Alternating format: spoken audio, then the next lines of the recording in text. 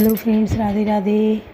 रामचरितमानस पाठ में आज बहुत सुंदर प्रसंग है कि भगवान रंगशाला पहुंच गए हैं गुरु विश्वामित्र जी के साथ। वहां जनक जी उनको पूरी रंगशाला घुमाकर दिखाते हैं। सब तरफ आसन लगे हैं और सबसे ऊंचा एक आसन है, उसी पर उनको विराजमान करते हैं। वो गुरु जी के साथ, बीच में गुरु जी हैं, इधर राम और इधर लक्ष्मण जी बैठते हैं। सब उनको एकटक निहार रहे हैं, अपलक निहार रहे हैं, क्योंकि वो इतनी सुंदरता की मूर्ति बने हुए हैं, इतने बलिष्ठ हैं कि देखने से ही लोगों का डर भाग जाए कि अरे ये तो इतने बलशाली हैं। कोई उनकी उम्र, उनके चेहरे की कोमलता, नाजुकता देखकर कहता है कि अरे ये कैसे धनुष तोड़ेंगे।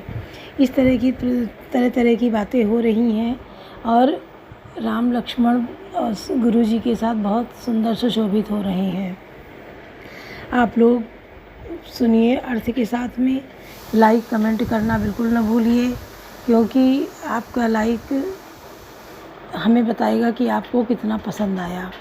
अब आपको इसी तरह पूरी रामायण सुनने को मिलेगी। कवन सुकाज कठिन जग माही, जो नहीं होई तात तुम पाही। कुंजर मणिकंठा कलित उरन तुलसी का माल।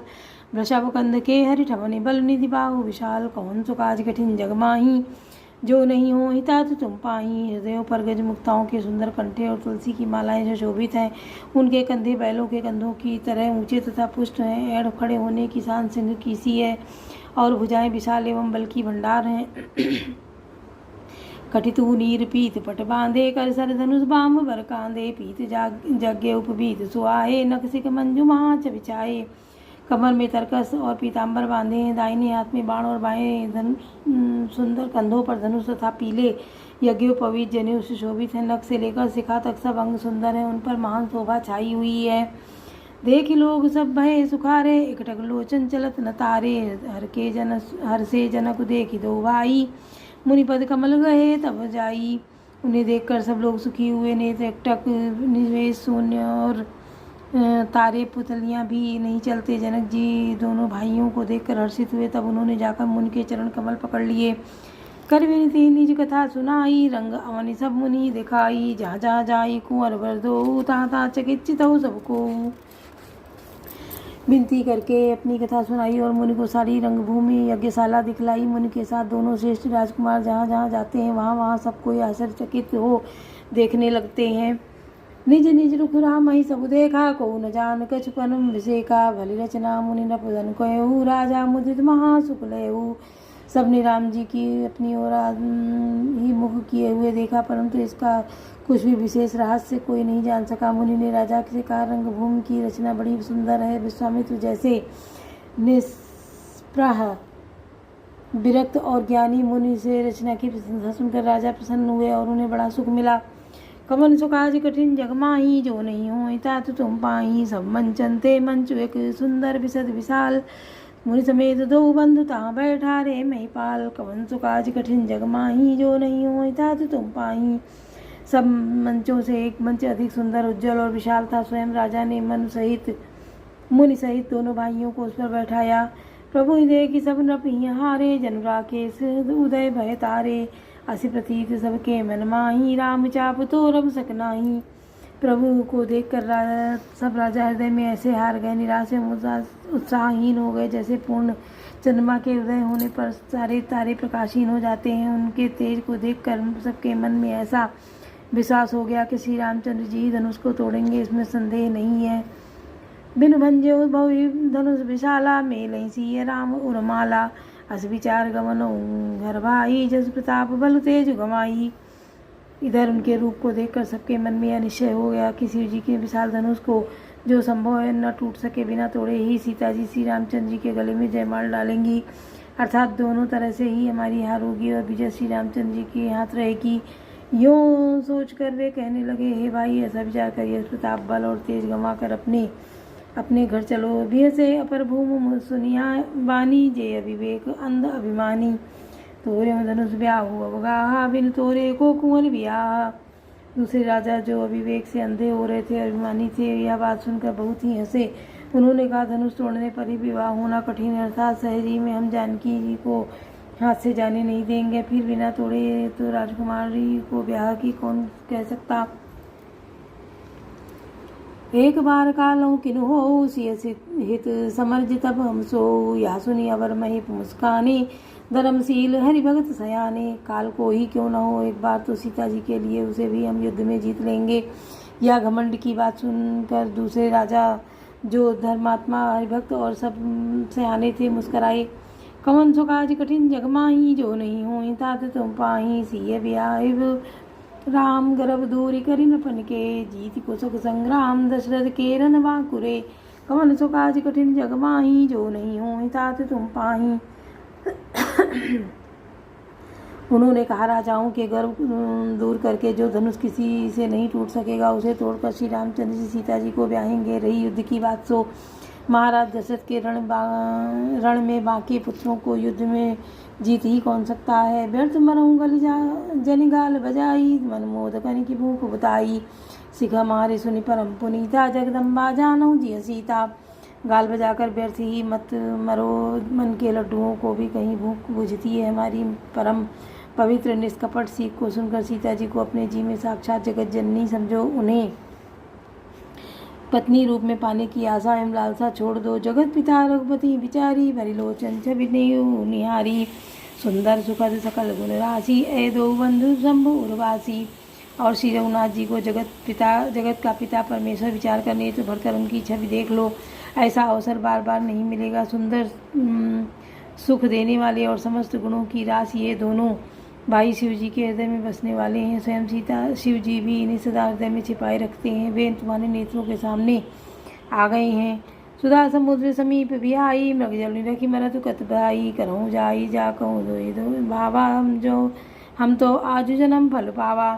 समीप आए हुए भगवत दर्शन रूप अमृत के समुद्र को छोड़कर तुम जगत जननी जानकी को पत्नी रूप में पाने की दुराशा रूप मिथ्या मृग जाल को देखकर दौड़कर क्यों मरते हो।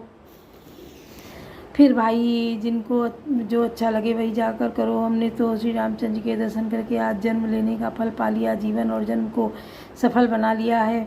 अस कहीं भले भूप अनुरागे, रूप अनूप बिलोकन लागे। दे कहीं सुर नभ चढ़े विमाना, बरसई सुमन करई कलगाना। ऐसा कहकर अच्छे राजा प्रेम मग्न होकर श्री रामचंद्र जी का अनुपम रूप देखने लगे। मनुष्यों की तो बात ही क्या, देवता लोग भी आकाश से विमानों पर चढ़े हुए दर्शन कर रहे हैं और सुंदर गान करते हुए फूल बरसा रहे हैं। कवन सुकाज कठिन जग माही, जो नहीं हो तात तुम पाही। जानी सो सरसी तब पटई, जनक बुलाई चतुर सखी सुंदर सकल सादर चली लवाई। कौन सुकाज कठिन जग माही, जो नहीं हो तात तुम पाही। तब सो अवसर जानकर जनक जी ने सीता जी को बुला भेजा। तब सब चतुर और सुंदर सखियाँ आदरपूर्वक उन्हें लिवा चली। श्री शोभा नहीं जाई बखानी, जगदम्बिका रूप गुण खानी। उपमा सकल मोह लघु लागी, प्राकृत नारी अंग अनुरागी। रूप और गुणों की खान जगत जननी जानकी जी की शोभा का वर्णन ही नहीं हो सकता है। उनके लिए मुझे काव्य की सब उपमाएं तुच्छ लगती हैं, क्योंकि वे लौकिक स्त्रियों के अंगों से अनुराग रखने वाली हैं, अर्थात वे जगत के स्त्रियों के अंगों को दी जाती हैं। काव्य की उपमाएं सत्य गुणात्मक मायक जगत से ली गई हैं। उन्हें भगवान की शक्ति स्वरूप शक्ति श्री जानकी जी के प्राकृत चिन्मय अंगों के लिए प्रयुक्त करना उनका अपमान करना है और अपने उपहासास्पद बनना है, अपने लिए उपहासास्पद बनना है। सिय वर्णी तेई उपमा देई, कुकवि कहाए अजसु को लेई। जो पढ़ तरी असी समसिया, जग असी जुबति कहाँ कमनिया।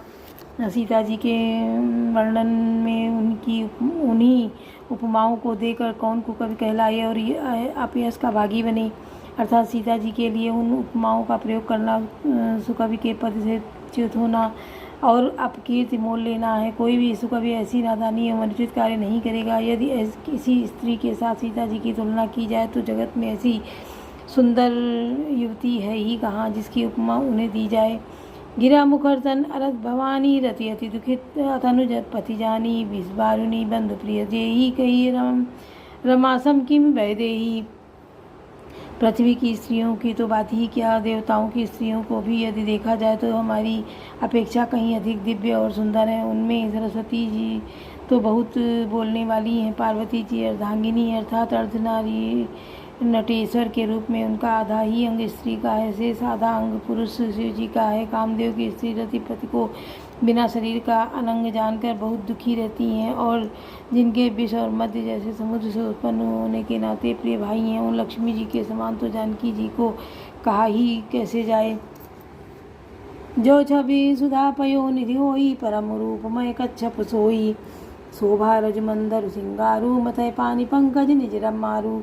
जिन लक्ष्मी जी की बात ऊपर कही गई है वह निकली थी खारे समुद्र से, जिसको मथने से लिए भगवान अति कर्कश पीठ वाले कच्छप का रूप धारण किया। रस्सी बनवाई गई, महान विषधर वासुकी नाग की मथानी का कार्य किया। अतिशय कठोर मंदराचल पर्वत ने और उसे मथा सारे देवताओं और दैत्यों ने मिलकर जिन लक्ष्मी जी को अतिशय शोभा की खान और अनुपम सुंदरी कहते हैं, उनको प्रकट करने में हेतु बने ये सब असुंदर और स्वाभाविक ही कठोर उपकरण, ऐसे उपकरणों से प्रकट हुई लक्ष्मी श्री जानकी जी की समता को कैसे पा सकती हैं। हाँ, इसके विपरीत यदि छवि रूपी अमृत का समुद्र हो, परम रूपमय कच्छप हो, शोभा रूप रस्सी हो, श्रृंगार रस पर्वत हो और उस छवि के समुद्र को स्वयं कामदेव अपने ही कर कमल से मथे।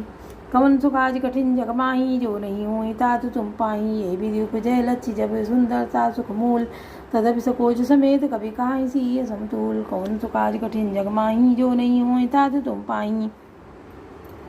इस प्रकार का संयोग होने से जब सुंदरता और सुखी की मूल लक्ष्मी उत्पन्न हो तो भी कभी लोग उसे बहुत संकोच के साथ सीता जी के समान कहेंगे। बोलो सियावर रामचंद्र की जय। पवन सुत हनुमान।